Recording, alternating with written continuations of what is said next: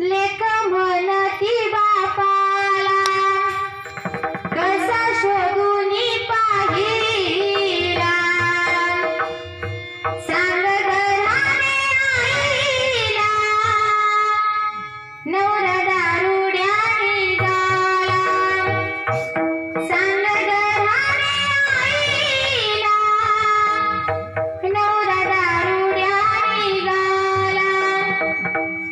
भावाला विनंती करते, भावाला सांगते, दादा काय सांगू रे तुला मी माझ्या संसाराच्या त्या ठिकाणी कथा। भावाजवळ बहिणीनं कोपऱ्यात रडावं, अरे आपल्या आईला नाही कळू द्यावं, मुलीचे गुण हे मुलीलाच माहिती असतात आणि आईलाच माहिती असतात। मला भावाजवळ जाऊन तिने कोपऱ्यामध्ये भावाला सांगावं, म्हणे भावाला बहीण दादा कसा मी करीन,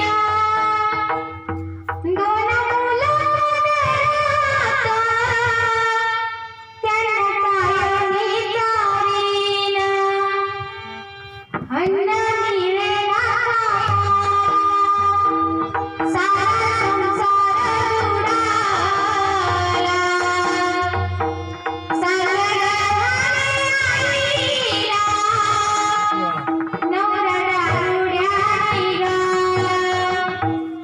सांग घराने आईला नवरा दारुड्या निघाला। महाराज, अरे तिच्या भावना कधीतरी समजून घ्या। अरे ते दुसऱ्याच्या शेतामध्ये कामाला जाते, अरे तुमच्या खांद्याला खांदा लावून काम करते, तिने एक एक रुपया त्या ठिकाणी संसार सगळ्यासाठी जमवा। महाराज, संसार का तिचा एकटीचा आहे का हो? दोघांचा संसार असूनही तिनेच का संसाराचं ओझं खांद्यावरती घ्यावं आणि का तुम्ही दुर्लक्ष करावं महाराज? तिने संसार तिने जमवावा महाराज, आणि आपण दारूमध्ये त्या ठिकाणी व्यसनामध्ये पैसे मोडावे ही खूप त्या ठिकाणी दुर्भाग्याची गोष्ट आहे। डोळ्यामध्ये अश्रू येऊन त्या ठिकाणी व्याकुळ होऊन सांगते, रोज पैशासाठी मारी एवढी दारू याला प्यारी, सांग बरोबर वेशा उभी राहू कोण्या परी, माझा वैतागला जीव कसं सांगू मी कुणाला,